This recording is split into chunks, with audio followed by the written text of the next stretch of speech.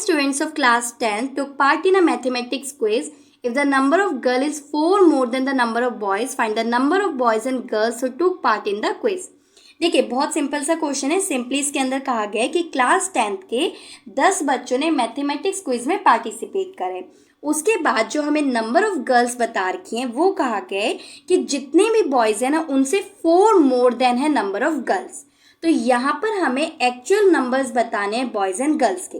तो उसके लिए हमें क्या करना होगा, सबसे पहले हमें बनानी पड़ेगी इक्वेशन. अब इक्वेशन बनाने के लिए हम क्या करेंगे, हम यहाँ पर लेट कर लेते हैं कि जो हमारी गर्ल्स हैं वो हैं x और लेट कर लेते हैं y. अब क्वेश्चन की फर्स्ट स्टेटमेंट में कहा गया है कि जितने भी हमारे पास गर्ल्स हैं और जितने भी हमारे पास बॉयज़ हैं वो टोटल हैं 10 के, क्योंकि 10 स्टूडेंट्स ने क्विज में पार्टिसिपेट करा तो दोनों का सम कितना हो जाएगा 10.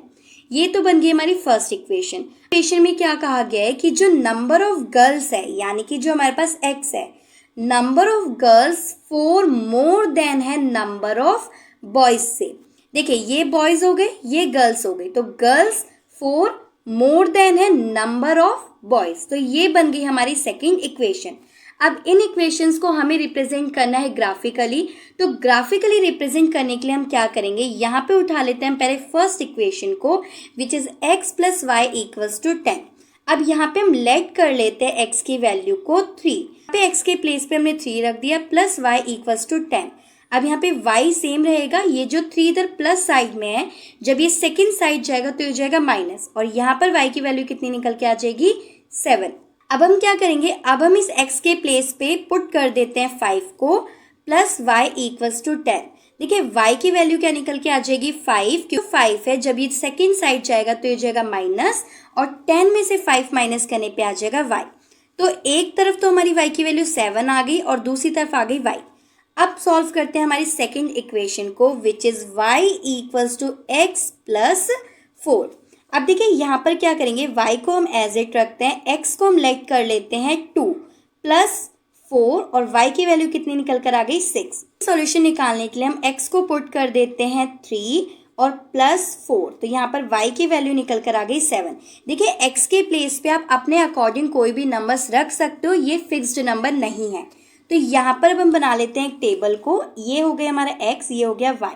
देखिए यहाँ पर हमने x को पुट करा था 2 और यहाँ पर y की वैल्यू निकल कर आई थी 6. सेकेंड पार्ट में हमने x को पुट करा था 3 और y की वैल्यू निकल कर आई है हमारी 7. अब यहाँ पर क्या हुआ है, यहाँ पर हमने x को पुट करा था 3 और y की वैल्यू निकल कर आई है 7. यहाँ पर हमने x को पुट करा था 5 और यहाँ पे y की वैल्यू निकल कर आई है 5. हम क्या करेंगे, अब जो यहाँ पे हमने टेबल तैयार करी है इसको हम प्लॉट करेंगे ग्राफ के ऊपर to find the number of boys and girls. देखिए यहाँ पर हमारे पास x है 2 और y है 6, तो 2 और 6 यानी इस पॉइंट पर आ जाएगा. यहाँ पे नीचे की तरफ नेगेटिव नंबर्स होंगे और जो हमारी लेफ्ट हैंड साइड है वहाँ पे भी नेगेटिव नंबर्स होंगे, लेकिन ज़रूरत नहीं थी इसलिए मैंने यहाँ पर नेगेटिव नंबर्स को नहीं लिखा है. अब देखिए यहाँ पर हमारे पास x है 3 और y की वैल्यू है 7, तो 3 पे 7 हमारा यहाँ पर नंबर आ जाएगा. सेकेंड टेबल में हमारे पास x है 3 और y है 7, यानी 3 और 7 हमारा यहीं पर आ जाएगा, और 5 पे 5 यानी x एक्सिस 5 और y एक्सिस आ जाएगा हमारे यहाँ पर 5.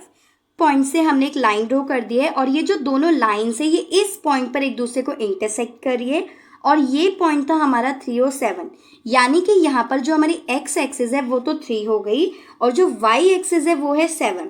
अब हमने x लेट करा था नंबर ऑफ गर्ल्स को जो कि हो जाएगा 3 और y को हमने लेट करा था नंबर ऑफ बॉयज तो जो कि हो जाएगा 7.